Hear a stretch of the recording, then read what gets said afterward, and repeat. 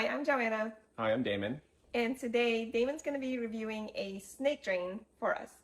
Hi, I'm Damon, and we are going to be reviewing this XFire Gear 35-foot double mode snake drain, new for 2025. Upon opening the box, we have your bilingual manual for both English and Spanish. We have a package that contains a flexible grabber tool, 2 cleaning brushes, 3 hair clog removers, a pair of gloves, and safety glasses. Next, we have the 35-foot drain snake itself inside a handy storage bag. Here is everything laid out. Now, let's go ahead and demonstrate how everything works. First, we have the safety glasses and gloves. This is the flexible grabber tool used to grab items out of your drain. All you have to do is push the spring-loaded button at the top to make the claws come out. Next, we have the cleaning brushes, which this set comes with 2.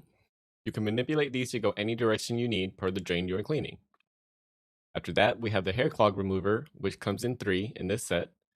They have spike grooves that will allow your hair to get caught on for easy removal, so you will want to be careful when handling them.